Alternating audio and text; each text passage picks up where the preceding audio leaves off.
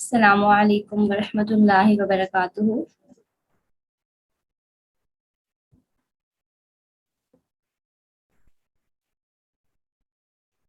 औज़ु बिल्लाहि मिनश शैतानिर रजीम। बिस्मिल्लाहिर रहमानिर रहीम। रब्बी इश्रह ली सदरी व यस्सिर ली अमरी वहलुल उक़दतम मिन लिसानी यफ़क़हू क़ौली। रब्बी ज़िदनी इल्मा रब्बी ज़िदनी इल्मा रब्बी ज़िदनी इल्मा रब्बी यस्सिर वला तुअस्सिर वतम्मिमहु बिल खैर व बिका नस्तईनु या फत्ताह या फत्ताह या फत्ताह। आज हमने सूरह रूम से स्टार्ट करना है। यहाँ मैं थोड़ी सी वजाहत करती चलूँ कि हमने सूरह फातिहा के बाद सूरह बकरा को स्टार्ट क्यों नहीं किया, सूरह रूम से हम क्यों आगे अपनी क्लास को कंटिन्यू कर रहे हैं। तो इसकी सबसे जो बड़ी वजह है वो यही है कि सूरह बकरा जो है वो एक मुफस्सिल सूरत है, उसके अंदर अहकामात और मसाइल जो है वो ज़्यादा हैं। और अभी अभी हमने स्टार्ट किया है सूरह फातिहा के बाद डायरेक्ट अगर हम सूरह बकरा को स्टार्ट करते हैं ना तो भी आप लोगों की मुनासबत नहीं है। होता है ना, एक क्लास के साथ एक सब्जेक्ट के साथ थोड़ी मुनासबत बन जाती है, वो आसानी से समझ में आने लग जाता है। तो फिर अगर वो थोड़ा आसानी से मुश्किल की तरफ भी चला जाए ना तो उसको समझना बहुत ईजी होता है, क्योंकि एक मुनासबत बन जाती है तो आसानी से समझ आ जाता है, वो मुश्किल ही क्यों ना हो। तो अभी हमारा स्टार्ट है और स्टार्ट में वो मुनासबत नहीं है, स्टार्ट में वो मुनासबत नहीं है। तो इसीलिए हम सूरह रूम से स्टार्ट कर रहे हैं, ताकि आप लोगों के लिए एकदम से ना बहुत बर्डन ना आ जाए, बहुत सामने ये बात ना आ जाए कि ये तो बहुत ही टफ है। तो ऐसी कोई बात नहीं है, बहुत इजी है, सिर्फ मुनासबत की बात है इंशाल्लाह। तो हम सूरह रूम से इसी वजह से हमने स्टार्ट किया कि आप सबकी ना थोड़ी मुनासबत हो जाएगी, आप लोगों के लिए समझना आसान हो जाएगा, आप लोगों को इजीली समझ आता जाएगा। तो इंशाल्लाह फिर हम मुकम्मल करेंगे। और सूरह बकरा भी हमने पढ़नी है, ये नहीं कि हम उसे छोड़ देंगे, हमने उससे भी पढ़ना है, लेकिन हम थोड़ा सा पहले इजी ले रहे हैं, थोड़ा सा ना आसान ले रहे हैं। फर्स्ट स्टेप है तो थोड़ा आसानी के साथ हम फिर ऊपर की तरफ जाएंगे, ठीक है। तो अभी हम अपने लेसन को आगे कंटिन्यू करते हैं। सूरह रूम का पहले तर्जुमा देख लीजिए। अलिफ लाम मीम, ठीक है।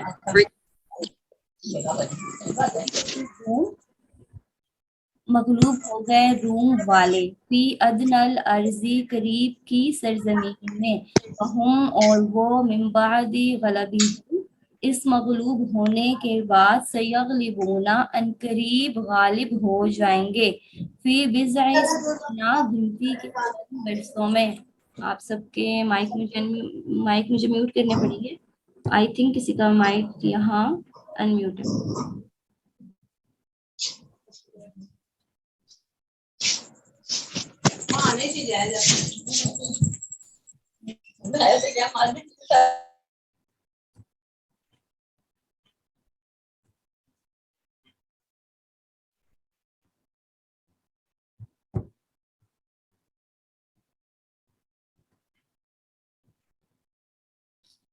अच्छा, हम अपने लेसन को कंटिन्यू करते हैं। आज पहले ही क्लास स्टार्ट करने में थोड़ा सा टाइम गुजर गया।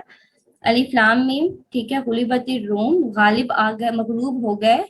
रूम वाले, फी अदनल अर्जी, करीब की सरजमीन में, वहुम और वो, मिन बादी इसके बाद, गलबिहिम इस मगलूब हो जाने के बाद, सयगलिबून अनकरीब दोबारा गालिब होंगे, फी बिज़अ सिनीना गिनती के चंद बरसों में, वलिल्लाहिल अम्रु और अल्लाह ही के हाथ में मामला है, अल्लाह ही की कुदरत में मामला है, वमिन कबलू इससे पहले भी, वमिन बादू और इसके बाद भी, यौमइज़िन इस दिन, यफ़रहुल मुमिनूना खुश हो जाएंगे ईमान वाले, बिनस्रिल्लाहि अल्लाह की मदद से, यनसुरु वो मदद करता है, मैं यशाउ जिसकी चाहता है, वहुवल और वो, अजीजुन गालिब है, ठीक है, कवी है, रहीमुन और रहीमु रहम करने वाला है। वाद अल्लाह, ये अल्लाह का वादा है, ला युखलिफुल्लाहु अल्लाह खिलाफ नहीं करता वादहु अपने वादे के, वलाकिन्ना लेकिन अक्सर अन्नासी अक्सर लोग, ला यालमून वो ये बात नहीं जानते, यालमूना वो जानते हैं, जाहिरन सिर्फ जाहिरी तर्ज को, मिनल हयाती दुनिया दुनिया की जिंदगी की,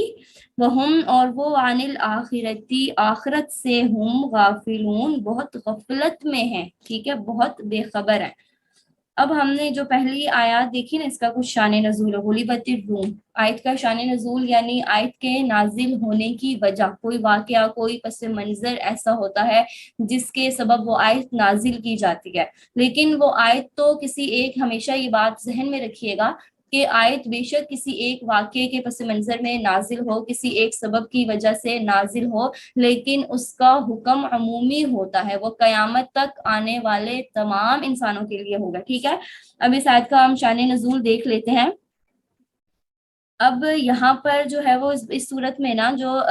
واقعہ روم اور فارس کی جنگ کا مذکور ہے، ایک روم اور دوسری فارس. ٹھیک ہے، ان کی، اور اب ان کی جو جنگ ہوئی تھی نا اس کا ذکر اس صورت کے اندر ہے. اور یہ دونوں کیا تھے؟ کفار ہی تھے. روم والے بھی کیا تھے؟ کافر تھے، مسلمان نہیں تھے. فارس والے بھی کیا تھے؟ کافر تھے، مسلمان نہیں تھے. اب ان میں سے نا کسی کی فتح، کسی کی شکست بظاہر اسلام اور مسلمانوں کے لیے کوئی دلچسپی کی چیز نہیں تھی، مگر ان دونوں کفار میں اہل فارس مشرکین جو تھے وہ آتش پرست تھے. یعنی جو فارس والے تھے نا وہ آتش پرست تھے. ٹھیک ہے نا، وہ آگ کی پوجا کیا کرتے تھے. اور روم اور نصارہ جو تھے وہ اہل کتاب میں سے تھے. ٹھیک ہے، وہ اہل کتاب تھے، کتاب تھے جن پر پہلے کتابیں نازل ہو چکی ہیں، جن پر انبیاء، جن کے پاس انبیاء علیہ السلام کو بھیجا جا چکا ہے. اور ظاہر ہے کہ دونوں قسم کے کفار میں اہل کتاب مسلمانوں کی نسبتاً تھوڑا قریب ہے. اب قریب کیوں ہے؟ کیونکہ بہت سے اصول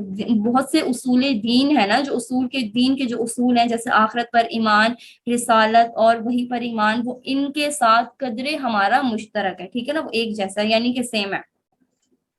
اب جو ہے وہ اسی قدر مشترک سے نبی کریم صلی اللہ علیہ وسلم نے اپنے اس مکتوب میں کام لیا جو روم کے بادشاہ کو اسلام کی دعوت دینے کے لیے بھیجا تھا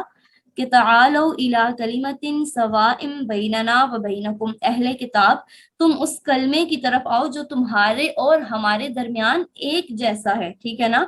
اب یہاں اہل کتاب کے ساتھ مسلمانوں کا جو ہے وہ ایک قرب کا سبب یہ بھی بنا. ٹھیک ہے، اب ہوا کیا تھا کہ نبی علیہ السلام جب مکہ مکرمہ میں تھے تو اس ٹائم میں فارس نے کیا کر دیا؟ روم پر حملہ کر دیا. حافظ ابن حجر وغیرہ کے قول کے مطابق ان کی یہ جو جنگ تھی نا ملک شام کے مقام ازراعات اور بصرہ کے درمیان واقع ہوئی تھی. اس جنگ کے دوران مشرکین مکہ یہ چاہتے تھے کہ فارس غالب آ جائیں. اب اہل مکہ کے جو مشرکین تھے نا وہ فارس والوں کو سپورٹ کر رہے تھے. ٹھیک ہے، کہ فارس والے غالب آ جائیں کیونکہ وہ بھی شرک اور بت پرستی میں ان کے شریک تھے. اور مسلمان یہ چاہتے تھے کہ روم والے غالب آ جائیں. بات سمجھ میں آ رہی ہے نا؟ مسلمان جو روم والوں کو غالب آنے کا کہہ رہے تھے وہ اصول دین میں تھوڑا سا اشتراک اور تھوڑا سا مسلمانوں کے قریب سے، ورنہ تھے وہ بھی مشرکی. اب دیکھیں کہ مگر ہوا یہ کہ اس وقت فارس والے روم پر غالب آ گئے، یہاں تک کہ انہوں نے بہت سے علاقوں کو فتح بھی کر لیا اور وہاں اپنی عبادت کے لیے ایک آتش کدہ بھی تعمیر کر دیا. اور یہ فتح جو ہے وہ کسریٰ پرویز کی آخری فتح تھی. اس کے بعد اس کا زوال شروع ہوا اور پھر مسلمانوں کے ہاتھوں اس کا خاتمہ ہوا. اب اس جنگ میں ہوا کیا کہ فارس والے جو ہے وہ غالب آ گئے. تو اس واقعے پر نا مشرکین مکہ نے، جو مکہ کے مشرکین تھے، انہوں نے بہت خوشیاں منائی اور مسلمانوں کو آر دلائی کہ تم تو جس کو چاہتے تھے وہ ہار گئے. اور جیسا روم اہل کتاب کو، روم نے جو ہے وہ اہل کتاب کو، یعنی کہ فارس نے اہل کتاب والوں کو، روم والوں کو ہرا دیا، شکست دے دی، تو اسی طرح سے نا تم بھی مسلمانوں کو کہہ رہے تھے اس ٹائم مکہ کے جو مشرکین تھے، ٹھیک ہے، کہ اسی طرح نا آپ سب بھی ہمارے سے ہار جاؤ گے، اسی طرح ہم بھی آپ کو کیا کریں گے؟ شکست دے دیں گے. تو اس بات سے مسلمانوں کو قلبی رنج ہوا تھا، قلبی ایک تکلیف پہنچی. تو قرآن میں سورہ روم کی جو ابتدائی آیتیں ہیں نا جو بھی ہم نے دیکھی، وہ اسی واقعے کے متعلق نازل ہوئی ہیں، جس میں یہ پیشن گوئی اور بشارت دی گئی ہے کہ پھر چند سال کے بعد روم فارس پر غالب آ جائیں گے. ٹھیک ہے، ترجمہ دوبارہ دیکھیں. غلبت الروم، مغلوب ہو گئے روم والے، فی ادنی الارض، قریب کی سرزمین میں، وہم من بعد غلبہم، اور وہ مغلوب ہونے کے بعد، سیغلبون، دوبارہ غالب آئیں گے. قرآن کریم میں اس بات کی پیشن گوئی دے دی گئی کہ ابھی تو وقتی طور پر روم والوں کو شکست ہو گئی ہے، لیکن عنقریب ایسا ہوگا کہ روم والوں کو دوبارہ فتح حاصل ہوگی. اب جب یہ والی آیات نازل ہوئی نا تو کیا ہوا کیا کہ حضرت ابوبکر صدیق نے جب یہ آیات سنی تو مکہ کے اطراف اور مشرکین کے مجمع میں، بازار میں جا کر اس کا اعلان کیا کہ ابھی آپ لوگوں کے نا خوش ہونے کا کوئی موقع نہیں ہے، چند سال میں پھر روم فارس پر غالب آ جائیں گے. مشرکین مکہ میں سے ابی بن خلف تھا، ٹھیک ہے نا، اس نے کیا کیا؟ اس نے مقابلہ کیا اور کہنے لگا کہ آپ تو جھوٹ بول رہے ہو، ایسا تو ہو نہیں سکتا. تو حضرت ابوبکر صدیق رضی اللہ تعالی عنہ نے فرمایا کہ خدا کے دشمن، تو ہی جھوٹا ہے، اور میں تو اس واقعے پر شرط کرنے کو تیار ہوں کہ اگر 3 سال کے اندر روم غالب نہ آئے تو 10 اونٹنیاں میں تمہیں دوں گا، اور اگر وہ غالب آ گئے تو 10 اونٹنیاں تمہیں مجھے دینی پڑیں گی۔ اب جو ہے وہ یہ معاملہ کون سا، قمار کا تھا، اور یہ اس وقت حرام نہیں تھا، بھی ہم آگے اس کا حکم پڑھیں گے۔ اب جب یہ بات وہاں پر ہوئی تو پھر اس کے بعد حضرت بکر صدیق رضی اللہ تعالیٰ عنہ نبی کریم صلی اللہ علیہ وسلم کی خدمت میں تشریف لائے اور اس واقعے کا ذکر کیا، تو نبی کریم صلی اللہ علیہ وسلم نے فرمایا میں نے تو 3 سال کی مدت متعین نہیں کی، کیونکہ قرآن کریم میں دیکھیں اگلی آیت میں بضع سنین کے الفاظ آئے ہوئے، ٹھیک ہے نا، مذکور ہیں، جس کا اطلاق نا 3 سے 9 سال تک ہوتا ہے، یعنی 3 سے لے کر 9 سال تک کی جو مدت ہوتی ہے نا اس کو ہم ان الفاظ کے ساتھ تعبیر کرتے ہیں۔ تو نبی علیہ السلام نے حضرت بکر صدیق رضی اللہ تعالیٰ عنہ سے فرمایا کہ آپ جائیں اور جن سے یہ معاہدہ ہوا ہے نا تو ان سے کہیں کہ میں 10 اونٹنیوں کے بجائے 100 کی شرط کرتا ہوں، مگر مدت 3 سال کے بجائے 9 سال اور بعض روایات کی روح سے 7 سال جو ہے مقرر کرتا ہوں۔ اب جب حضرت ابوبکر صدیق رضی اللہ تعالیٰ عنہ دوبارہ گئے اور پھر وہ جو ابی بن خلف تھا اس سے جو ہے وہ نیا معاہدہ کر لیا اور وہ اس معاہدے پر راضی بھی ہو گئے، ٹھیک ہے۔ اور پھر حدیث میں جو روایات ہیں اس سے ہمیں یہ معلوم ہوتا ہے کہ واقعہ ہجرت سے 5 سال پہلے پیش آیا تھا، اور پورے 7 سال ہونے پر غزوہ بدر کے وقت روم دوبارہ فارس پر غالب آ گئے، اور اس وقت ابی بن خلف جو تھا وہ مر چکا تھا۔ حضرت بکر صدیق رضی اللہ تعالی عنہ نے اس کے وارثوں سے اپنی شرط کے مطابق 100 اونٹنیوں کا مطالبہ کیا اور انہوں نے یہ اونٹنیاں دے دی۔ اب بعض روایات میں یہ بھی آتا ہے کہ ہجرت سے پہلے ابی بن خلف کو جب یہ اندیشہ ہوا نا کہ حضرت بکر صدیق رضی اللہ عنہ تو اب ہجرت کر کے چلے جائیں گے، تو اس نے کہا کہ میں تو آپ کو یہاں سے جانے نہیں دوں گا جب تک آپ کوئی کفیل پیش نہ کر دیں، کسی کو پیش نہ کر دیں جو آپ کی کیا کرے، ضمانت دے۔ تو حضرت بکر صدیق رضی اللہ تعالی عنہ نے اپنے صاحبزادہ عبد الرحمن کو کیا مقرر کر دیا، کفیل مقرر کر دیا۔ تو جب شرط کے مطابق حضرت بکر صدیق رضی اللہ تعالیٰ عنہ جیت گئے اور 100 اونٹنیاں ان کو ہاتھ آئی تو وہ سب لے کر نبی کریم صلی اللہ علیہ وسلم کی خدمت میں حاضر ہوئے۔ آپ صلی اللہ علیہ وسلم نے فرمایا کہ ان اونٹنیوں کو صدقہ کر دو۔ اب ان اونٹنیوں کو صدقہ کرنے کا حکم کیوں دیا گیا، یہاں ہم قمار کا جو مسئلہ ہے اس کو دیکھ لیتے ہیں۔ اب یعنی قمار یعنی جوا، یہ ازروع نصوص قرآن حرام قطعی ہے، ٹھیک ہے نا، یہ حرام ہے۔ اب ہجرت مدینہ کے بعد جس وقت شراب حرام کی گئی تھی نا، اسی کے ساتھ قمار بھی حرام کر دیا گیا تھا، لیکن جس وقت یہ شرط والا معاملہ ہوا تھا اس وقت یہ حرام نہیں تھا۔ اب یہ دو طرفہ لین دین اور ہار جیت کی شرط جو حضرت بکر صدیق رضی اللہ تعالیٰ عنہ نے ابی بن خلف کے ساتھ ٹھہرائی تھی، یہ بھی نا ایک قسم کا جوا اور قمار ہی تھا، مگر یہ واقعہ ہجرت سے پہلے کا ہے جبکہ قمار حرام نہیں تھا۔ اسی لیے اس واقعے میں جب یہ قمار کا مال نبی کریم صلی اللہ علیہ وسلم کے پاس لایا گیا تو یہ مال حرام نہیں تھا، کیونکہ یہ شرط ابھی مقرر نہیں کی گئی بلکہ پہلے مقرر کی گئی تھی۔ اس لیے پھر اب یہاں یہ سوال پیدا ہوتا ہے کہ جب یہ مال حرام نہیں تھا تو پھر آپ صلی اللہ علیہ وسلم نے اس کو صدقہ کرنے کا حکم کیوں دیا؟ تو اور خصوصاً جو ہے وہ دوسری روایات میں تو اس مال کے متعلق نا یہ الفاظ آئیں کہ ھذا السحت تصدق بھی، یہ تو حرام ہے۔ اب ہم یہاں کہہ رہے ہیں کہ یہ مال تو حرام نہیں ہے، جبکہ دوسری احادیث میں اس مال کو سحت کے لفظ کے ساتھ تعبیر کیا جا رہا ہے جس کے معنی حرام کے ہیں۔ اور پھر اگر یہ مال حرام نہیں ہے تو پھر نبی کریم صلی اللہ علیہ وسلم نے اس کو صدقہ کرنے کا حکم کیوں دیا، ٹھیک ہے نا؟ تو اس کا جواب حضرات فقہاء کرام نے یہ دیا ہے کہ یہ مال اگرچہ اس وقت حلال تھا، ٹھیک ہے، مگر قمار کے ذریعے سے اکتساب مال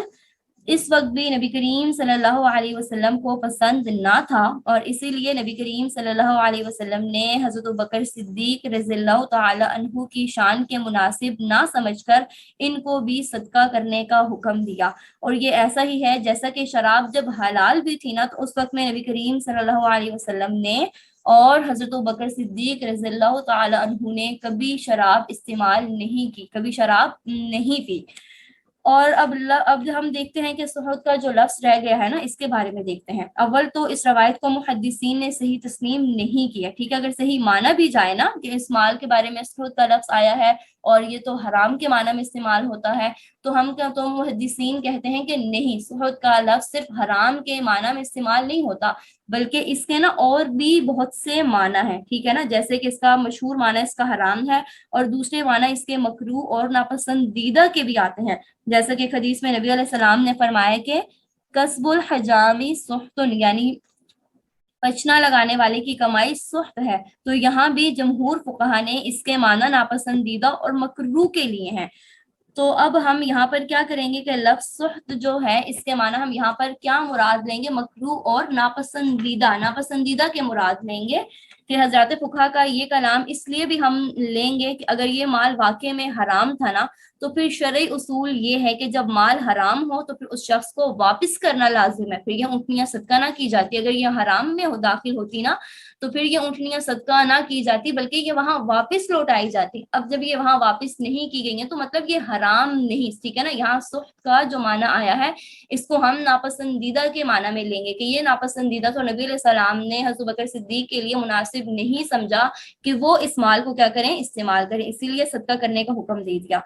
اگر کوئی ایسا مال ہو، ٹھیک ہے نا، اور پھر ہمیں اس کا مالک معلوم ہو، پھر تو ہم اس کے مالک کو واپس کر دیں گے، ٹھیک ہے، لیکن اگر مالک معلوم نہ ہو تو پھر اس صورت میں جو ہے وہ صدقہ کیا جاتا ہے، جب واپس کرنے میں نا کوئی مسئلہ ہو، ہمیں مالک کا معلوم نہ ہو، جبکہ یہاں مالک کا تو معلوم ہے نا، پھر بھی مال واپس نہیں کیا گیا، صدقہ کیا گیا، کیونکہ وہ حرام نہیں تھا، یہ حکم اس کی حرمت کا بعد میں نازل ہوا، اس وقت جو ہے وہ حرام نہیں تھا۔ اس کے بعد دیکھیں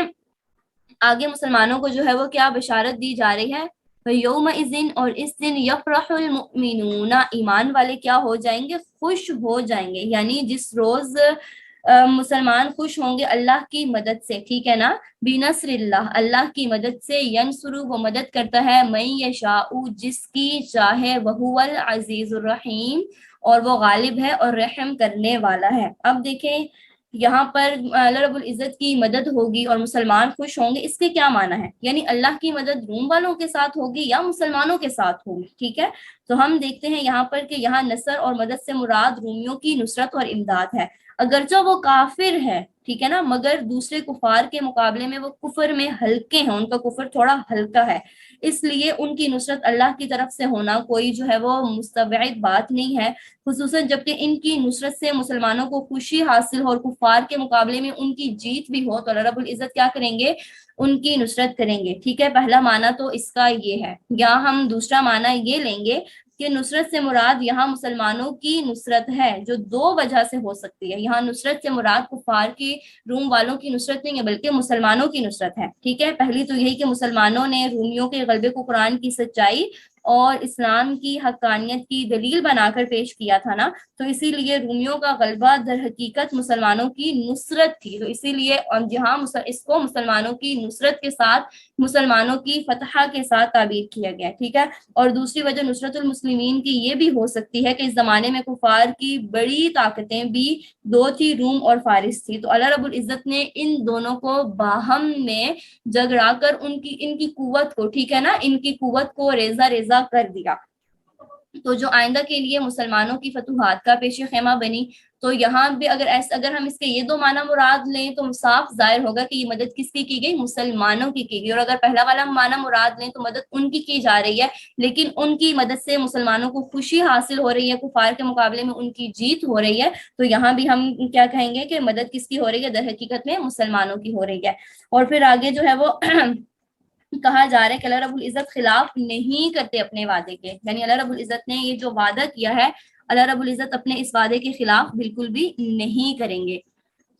آگے کہا جا رہا ہے کہ یعلمون ظاہرا من الحیات الدنیا، یعنی یہ لوگ دنیا کی زندگی کے ایک پہلو کو تو خوب جانتے ہیں، ٹھیک ہے، وہم عن الآخرۃ غافلون، اور یہ وہم عن الآخرۃ ہم غافلون، اور آخرت سے کیا ہے، یہ لوگ بالکل بے خبر ہیں۔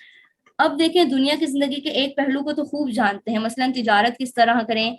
کس مال کی کریں، کہاں سے خریدیں، کہاں بیچیں، کھیتی کس طرح کرنی ہے، کب اس میں بیج ڈالنا ہے، کب اس کی کٹائی کرنی ہے، تعمیرات کیسی کیسی بنانی ہے، سامان عیش و عشرت میں ہم نے کیا کیا چیزیں حاصل کرنی ہے۔ لیکن اسی حیات دنیا کا دوسرا پہلو جو اس کی حقیقت اور اس کے اصلی مقصد کو واضح کرتا ہے کہ دنیا کا چند روزہ قیام در حقیقت ایک مسافرانہ قیام ہے۔ انسان یہاں کا مقامی آدمی نہیں ہے، ٹھیک ہے نا، بلکہ دوسرے جیسے کہ دوسرے ملک یعنی آخرت کا جو ہے وہ ایک فرد ہے۔ یہاں کچھ مدت کے لیے سمجھ لیں کہ یہ ویزا لے کر آیا ہوا ہے۔ انسان کی جو توجہ ہے یہ ایک رخ کو تو بہت اچھے طریقے سے جانتا ہے، ٹھیک ہے نا،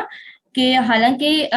اصل میں ہے کیا کہ انسان یہاں دنیا میں ہمیشہ رہنے کے لیے نہیں آیا، بلکہ یہ عارضی طور پر کچھ ٹائم کے لیے یہاں رہنے کے لیے آیا۔ جیسے کہ انسان کسی دوسری کنٹری میں چلا جاتا ہے ویزا لے کے، کچھ ٹائم وہاں اسٹے کرتا ہے، پھر وہاں سے واپس آ جاتا ہے۔ اسی طرح انسان جو ہے وہ آخرت کا ایک فرد ہے، یہاں کچھ مدت کے لیے یہ آیا ہوا ہے۔ اس کا اصلی کام یہ ہے کہ اپنے اصلی وطن کے لیے یہاں سے سامان راحت فراہم کر کے وہاں بیچے۔ اصلی وطن یعنی کہ اپنی آخرت کا سامان کرے، اور وہ سامان کیا ہے؟ ایمان اور اعمال صالحہ ہیں۔ اس دوسری رخ سے، اس سے یہ جو دوسرا رخ ہے نا، اس سے بڑے بڑے عاقل کہلانے والے بھی بالکل غافل اور بے خبر ہیں۔ اب ہم دیکھیں قرآن کریم کے الفاظ میں ہم غور کریں نا، یعلمون کے ساتھ ظاہراً، ٹھیک ہے نا، یہ جو لایا گیا ہے نا، تو اب دیکھیں یہاں ظاہراً پر تنوین ہے، اور تنوین نکرہ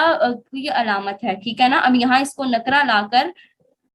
عربی قواعد کی روح سے صرف اشارہ ہے کہ در حقیقت یہ لوگ ظاہری حیات کو بھی پورا پورا نہیں جانتے، اس کے بھی صرف ایک رخ کو جانتے ہیں اور دوسرے رخ سے بالکل غافل ہے، اور آخرت سے تو یہ ہیں ہی کیا، بالکل کے بالکل غافل ہیں۔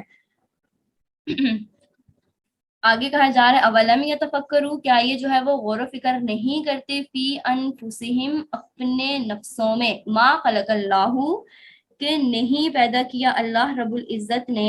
سماواتی آسمانوں کو، والارض اور زمین کو، وما بینہما اور جو کچھ ان کے درمیان ہے، الا بالحق مگر حق کے ساتھ، وجل مسمن اور ایک وقت مقررہ تک، وانا اور بے شک کثیر من الناس بہت سے لوگوں میں سے، بلقاء ربہم اپنے رب سے ملاقات کے، لکافرون انکار کرنے والے ہیں۔ اولم یسیروا، کیا یہ نہیں چلتے پھرتے، فی الارض زمین میں، فینظروا دیکھیں، کیفا کیسا ہوا، کانا عاقبۃ الذین انجام ان لوگوں کا، من قبلہم جو ان سے پہلے تھے، کانو اشد وہ زیادہ تھے، منہم ان سے، قوتاً قوت میں، جو پہلے لوگ تھے وہ قوت میں کیا تھے، ان سے زیادہ تھے، وَأَثَارُوا اور زمین کو بویا بھی، وَالْأَرْضَ وَأَثَارُوا اور بویا، وَأَثَارُوا الْأَرْضَ اور زمین کو بویا، یعنی زمین کو بویا سے مراد زمین کو جوتا، یہ زمین میں ہل چلایا، ٹھیک ہے، ان سے زیادہ انہوں نے زمین کو بویا، وَعَمَرُوهَا اور اس کو کاٹا اور اس کو کیا کیا، بسایا، اکثروا زیادہ اس سے، مما عمروها جتنا انہوں نے زمین کو بسایا، فجاءتهم اور آئے ان کے پاس، رسولہم ہمارے رسول، بالبینات واضح نشانیاں لے کر، فما کان اللہ پس نہیں ہے اللہ رب العزت، یظلمہم کہ ان پر ظلم کریں، یعنی اللہ رب العزت نے ان پر ظلم نہیں کیا، ولیکن لیکن کانو وہ خود ہی، انفسہم اپنے نفسوں پر، یظلمون ظلم کرنے والے ہیں۔ ثم پھر کانا کیسا ہوا، عاقبت الذین انجام ان لوگوں کا، اساءوا برا، ٹھیک ہے نا، اساءوا برا، سوء برائی کرنے والوں کا، ان کذبوا کہ انہوں نے جھٹلایا، بھی آیات اللہ اللہ رب العزت کی آیات کو، وکانو اور وہ تھے، بہا ان سے، یستہزئون استہزاء کرنے والے۔ اب دیکھیں یہاں آیت میں کیا کہا جا رہا ہے، اولم یتفکروا فی انفسہم، کیا یہ اپنے آپ میں، اپنے نفسوں میں جو ہے وہ غور نہیں کرتے ہیں۔ اب دیکھیں یہ مضمون جو ہے نا، کہ یہ ایک عقلی استدلال ہے، ٹھیک ہے نا، ایک عقلی استدلال ہے ہمارے پاس۔ اب دیکھیں کہ ہم نے جو پہلے کی آیات کے اندر پڑھا نا، کہ یہ لوگ چند دنیا کی جو ہے وہ چند دن کی فانی لذتوں میں ایسے مست ہو گئے ہیں کہ اس کارخانے کی حقیقت، اس دنیا کی حقیقت اور انجام سے بالکل غافل ہو گئے ہیں، ٹھیک ہے نا۔ اگر یہ لوگ خود بھی جو ہے وہ اپنے دل میں ذرا سوچیں اور غور کریں تو ان پر یہ راز کائنات منکشف ہو جاتا ہے کہ خالق کائنات نے یہ زمین اور یہ آسمان اور ان کے دونوں کے درمیان کی مخلوقات کو فضول اور بیکار میں پیدا نہیں کیا. ان کی تخلیق کا کوئی بڑا مقصد اور کوئی بڑی حکمت ہے، اور وہ یہی ہے کہ یہ لوگ اللہ کی ان بے شمار نعمتوں کے ذریعے ان کے پیدا کرنے والے کو بھی پہچانیں اور اس کی تلاش میں لگ جائیں کہ وہ کن کاموں سے راضی ہوتا ہے اور کن سے ناراض ہوتا ہے، تاکہ اس کی رضا جوئی کا سامان کریں اور ناراضگی کے کاموں سے بچیں. ٹھیک ہے نا. اور یہ بھی ظاہر ہے کہ ان دونوں قسموں کے کاموں کی کچھ جزا اور سزا بھی ہونا ضروری ہے، ورنہ نیک اور بد کو ایک ہی درجے میں رکھنا یہ تو عدل اور انصاف کے بھی خلاف ہے نا. اور یہ بھی معلوم ہے کہ یہ دنیا دارالجزا نہیں ہے جس میں انسان کو اس کے اچھے یا برے عمل کی پوری جزا اور سزا مل جائے، لیکن یہاں ایسا ہوتا ہے کہ جرائم پیشہ آدمی خوش و خرم ہوتا ہے اور برے کاموں سے پرہیز کرنے والا مصائب اور تنگی کا شکار ہوتا ہے. اسی لیے ضروری یہ ہوا کہ کوئی ایسا وقت آئے کہ جب یہ سارا کارخانہ ختم ہو جائے اور اچھے برے اعمال کا حساب ہو اور ان پر جزا اور سزا مرتب ہو، جس کا نام قیامت یعنی کہ آخرت رکھا گیا ہے. ٹھیک ہے. اب دیکھیں یہاں پر کہ افلم یتفکروا فی انفسہم. اب یہ جو مضمون ہے نا، ٹھیک ہے، یہاں پر جو ہے وہ گزشتہ جو آیات ہوئی جن کا خلاصہ بھی ہم نے دیکھا، یہ اسی کا کیا ہے، مفہوم ہے. ٹھیک ہے نا. اب سب سے پہلے یہاں کیا کہا جا رہا ہے کہ تم اپنے آپ میں اپنے نفس میں غور نہیں کر رہے ہو کہ تمہیں اپنے وجود میں اللہ رب العزت کی بے شمار نشانیاں نظر آئیں گی. پھر اس کے بعد فرمایا جا رہا ہے کہ اللہ رب العزت نے آسمان اور زمین کو بالکل بیکار میں پیدا نہیں کر دیا گیا. اولم یسیروا فی الارض، یعنی یہ اہل مکہ تو ایسی زمین کے باشندے ہیں جہاں نہ زراعت ہے، نہ صنعت ہے، نہ تجارت کے مواقع ہیں، نہ ہی بلند و بالا اور حسین جو ہے وہ تعمیرات ہیں، مگر ملک شام. یہ جو ہے وہ اہل مکہ کو خطاب کیا جا رہا ہے کہ اس وقت کی بات ہو رہی ہے، ابھی کی بات نہیں ہو رہی ہے. اور آیت کا مخاطب کوئی بھی ہو اس کا حکم عموم ہے. یہ حکم آج ہمارے لیے بھی ہے، یہ پیغام آج ہمارے لیے بھی ہے. اب کیا کہ ملک شام اور یمن کے سفر وغیرہ جو ہے وہ اہل عرب کے لوگ تجارت کی اغراض سے کیا کرتے تھے نا. اب ان سفروں میں ان لوگوں نے اپنے سے پہلے اقوام دنیا کے انجام کا مشاہدہ نہیں کیا، جن کو اللہ رب العزت نے زمین میں بڑے بڑے تصرفات کرنے کا سلیقہ دیا ہوا تھا، کہ زمین کو کھود کر اس سے پانی نکالنا، اس سے باغات اور کھیتوں کو سیراب کرنا، اور چھپے ہوئے معاون سے سونا چاندی اور دوسری قسم کی معدنی دھاتیں نکالنا، اور ان سے انسانی فوائد کی مختلف قسم کی مصنوعات تیار کرنا جو ہے ان کا وظیفہ زندگی تھا. ٹھیک ہے نا. اور یہ اپنے زمانے کی جو ہے وہ بہت طاقتور اور متمدن قومیں سمجھی جاتی تھی، مگر انہوں نے اسی مادی اور فانی عیش و عشرت میں مست ہو کر اللہ رب العزت کو اور آخرت کو بھلا دیا. اللہ رب العزت نے ان کو یاد دلانے کے لیے اپنے پیغمبر اور کتابیں بھیجی، مگر انہوں نے کسی کی طرف التفات نہیں کی اور بالآخر دنیا میں بھی مبتلا عذاب ہوئے. اور جس پر ان کی بستیوں کے ویران اور کھنڈرات جو ہے وہ اس وقت تک شہادت دے رہے ہیں. تو آیت کے آخر میں یہ فرمایا جا رہا ہے کہ غور کرو، کیا اس عذاب میں ان پر اللہ کی طرف سے کوئی ظلم ہوا؟ نہیں نا، بلکہ انہوں نے خود ہی کیا کیا، اپنی جانوں پر ظلم کیا. اپنی جانوں پر ظلم کیسے کیا؟ کہ جو اسباب تھے عذاب کے وہ انہوں نے اپنے لیے خود ہی مہیا کر دیا. اللہ رب العزت نے انبیاء کو بھیجا ان کو تعلیمات دینے کے لیے، لیکن انہوں نے کسی کی جو ہے وہ دعوت کو قبول نہیں کیا. اس کے بعد کیا فرمایا جا رہا ہے، اللہ یبدأ الخلق، اللہ رب العزت ہی سب سے پہلے پیدا کرتا ہے مخلوق کو، ثم یعیدہ، پھر وہ اس کو دوبارہ پیدا کرے گا، ثم الیہ ترجعون، پھر اسی کی طرف لوٹ کر جانا ہے. ویوم، اور جس دن تقوم الساعہ، قیامت قائم ہوگی، یبلس المجرمون، نا امید ہو جائیں گے گناہگار لوگ. فلم یکن، اور نہیں ہوگا، لہم ان کے لیے، من شرکائہم ان کے شریکوں میں سے، یعنی کل قیامت کے دن ان کے شریکوں میں سے کوئی بھی نہیں ہوگا، شفعاء جو ان کی سفارش کرے، وکانو، اور وہ بشرکائہم اپنے شریکوں سے، کافرین منکر ہو جائیں گے. یعنی کل قیامت کے دن ایسا ہوگا کہ یہ بہت نا امید ہو جائیں گے، اور ان کے جو شرکاء ہیں جن کو آج یہ پوج رہے ہیں، جن کی آج یہ بندگی کر رہے ہیں، تو اس ٹائم میں یہ ان سے بھی انکار کر دیں گے اور وہ ان کی کوئی سفارش نہیں کر سکیں گے. وہ یوم تقوم الساعہ، اور جس وقت اور جس دن قیامت قائم ہوگی، یوم اذن، اس دن، یتفرقون، یہ الگ الگ ہوں گے. وَأَمَّا الَّذِينَ، پس وہ لوگ، آمنو جو ایمان والے ہیں، وَعَمِلُوا الصَّالِحَاتِ اور نیک اعمال کرنے والے ہیں، یعنی وہ لوگ جو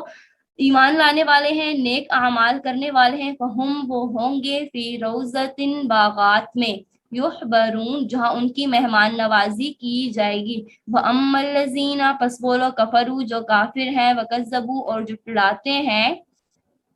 بھی آیاتنا ہماری آیات کو، ولقاء الآخرتی اور آخرت کی ملاقات کو، فَأُولَئِکَ پس یہی وہ لوگ ہیں، فی العذابی جو عذاب میں ہوں گے، محضرون گرفتار حاضر، فسبحانہ پس اللہ رب العزت کی پاکی بیان کرو، حینا تم سونا جب تم صبح کرتے ہو، وحینا تصبحون جب حینا تم سونا جب تم شام کرتے ہو، وحینا تصبحون اور جب تم کیا کرتے ہو، صبح کرتے ہو، تو ان اوقات میں کیا کرو، اللہ رب العزت کی پاکی کو بیان کرو، صبح کے وقت میں بھی اور شام کے وقت میں بھی۔ اب دیکھیں یہاں پر جو ہے وہ ان آیات کے اندر نا، وَهُمْ فِي رَوْضَةٍ يُحْبَرُونَ، یحبرون جو ہے وہ یہ حبور سے مشتق ہے، جس کے معنی سرور اور خوشی کے آتے ہیں، ٹھیک ہے، جس کے معنی سرور اور خوشی کے آتے ہیں۔ اب دیکھیں یہاں پر جو ہے وہ جب مومنین جب جنت میں چلے جائیں گے، وہاں انہیں ہر طرح کی جو ہے وہ آسائش جو ہے وہ حاصل ہوگی، تو ظاہر سی بات ہے نا، وہ وہاں پر اس ٹائم کیا ہوں گے، خوش ہوں گے۔ اب جب دیکھیں یہاں پر جو ہے وہ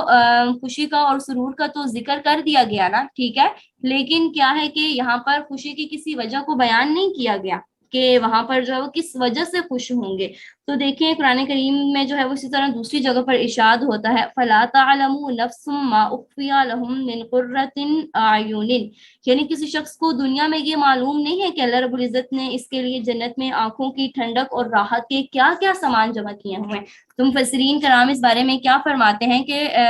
جو خاص سرور کی چیزیں ہیں جو انسان کو سکون دینے والی ہیں، وہ ساری کی ساری جو ہے وہ اس آیت کے اندر داخل ہیں، ٹھیک ہے نا۔ اس کے بعد یہاں آگے آیت میں ہم نے دیکھا کہ اللہ رب العزت کیا فرما رہے ہیں کہ فسبحان اللہ پس اللہ ہی کی کیا کرو، تسبیح اور حمد بیان کرو، حینا تم سونا جب تم کیا کرتے ہو، صبح کرتے ہو، جب تم شام کرتے ہو، وحینا تصبحون اور جب تم صبح کرتے ہو۔ اب میں اسکرین تھوڑی سی شیئر کرتی ہوں، اب نیکسٹ پیج، وہاں سے ہم ٹرانسلیشن دیکھتے ہیں۔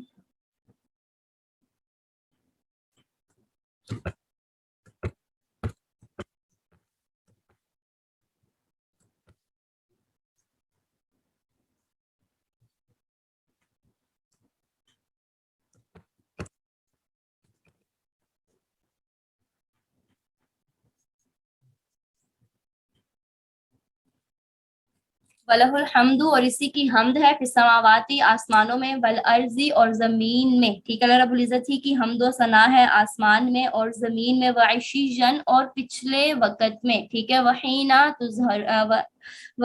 تظہرون اور جب تم دوپہر کرتے ہو، یخرج الحی وہ نکالتا ہے، من المیت مردے سے زندہ کو، ویخرج المیت اور نکالتا ہے مردے کو، من الحی زندہ سے، ویحیی الارض اور وہ زندہ کرتا ہے زمین کو، بعد موتہا اس کے مرنے کے بعد، ٹھیک ہے، زمین جب بالکل بنجر ہو جاتی ہے تو اس وقت اللہ رب العزت بارش برساتے ہیں جس سے زمین دوبارہ سے سرسبز و شاداب ہو جاتی ہے۔ وکذالک اسی طرح تخرجون تم بھی نکالے جاؤ گے، یعنی مرنے کے بعد دوبارہ زندہ تم بھی اٹھائے جاؤ گے۔ اب دیکھیں یہاں پر جو ہے وہ لفظ سبحان اللہ ہے نا، یہ مصدر ہے، ٹھیک ہے نا، اس سے پہلے ایک فعل ہے جو کہ محذوف ہے، یعنی یہاں ذکر نہیں ہے، وہ یہ ہے، یعنی سبح اللہ سبحانن، یعنی اللہ رب العزت کی تم تسبیح بیان کرو جس وقت تم شام کے وقت میں داخل ہو جاؤ، اور وحین تصبحون اور جب تمہارے اوپر صبح کا وقت آئے، ٹھیک ہے نا۔ وَلَهُ الْحَمْدُ اب یہاں پر درمیان میں یہ ایک نیا جملہ لایا گیا، ٹھیک ہے نا، اس کے بعد پھر آگے ذکر کیا جا رہا ہے دو اوقات کا، عشیًا و تظہیرون، پہلے دو اوقات کا ذکر کیا، پھر درمیان میں اللہ رب العزت کی حمد کا ذکر کیا، اور پھر ابھی دو اوقات کا ذکر کیا جا رہا ہے، ٹھیک ہے نا۔